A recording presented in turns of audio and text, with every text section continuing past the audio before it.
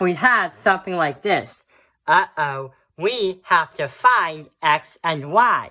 The problem is, we are given these, but if we multiply them too and find the square root of that answer, it will only guess the altitude, not these right here, not the length of the entire triangle. So let's do that entire triangle again. So notice how if this is the hypotenuse, we have the legs right here and right there. Remodeling it after the Pythagorean theorem, where a squared plus b squared equals c squared, there's another formula we're going to follow. Revealing the other formula. So the leg squared is going to equal the closer piece of the whole hypotenuse multiplied by the whole hypotenuse. Huh? What it's saying is, let's say we're trying to find x. So going back to the whole right triangle, it's saying that if we multiply to get what x is, we have to multiply 3, but also we have to multiply 3 times the entire hypotenuse. So here's what's going to happen. We are going to say that x squared is going to equal 3 times 3 plus 9 is 12. So 3 is the close one, and 12 is the entire part, with the 2 added together. So 3 times 12 is 36. X squared equals 36. Square root the x squared, square root the 36, and x equals 6. So we can say that x is going to equal 6.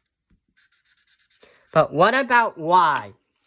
Why does this happen with y again? So we have to do the exact same formula. So let's try to rotate it again. Here is the leg for the entire hypotenuse, or the entire right triangle. The closest part to it is going to be the 9. So we're going to put the 9 right here. Then what we have to do is the entire thing. So 9 multiplied by 12. So you see how it's different? So where the variable is located on the legs of the entire triangle, it's gonna matter. So here's how it's gonna work on here. X squared equals 9, because that's the closest fragment of the entire hypotenuse, times 12 equals 108. Wait, x squared equals 108.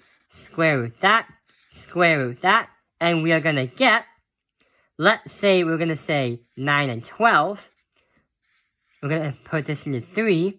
So then we get 3 square root 12. 4 and 3, 2. 2 times 3 is 6. 6 radical 3. And that is how we get what y is. Y is going to represent 6 radical 3. The reason why this method works, and also how we got to the formula, is we're going to say that BD, the entire hypotenuse, divide that by AB, that is right here, the selected leg right there, is going to be proportional to, let's say, BC,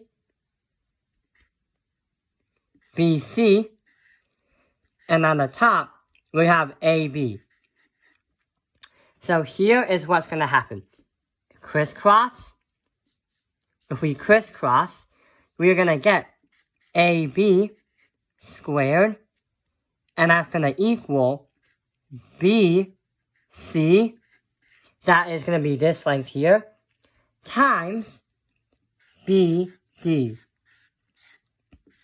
And that is the entire hypotenuse right there.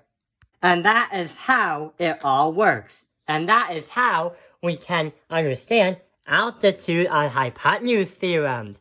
I hope this video has helped you understand altitude on hypotenuse theorems. Thank you for watching Top Penalized Math Industry. Like and subscribe.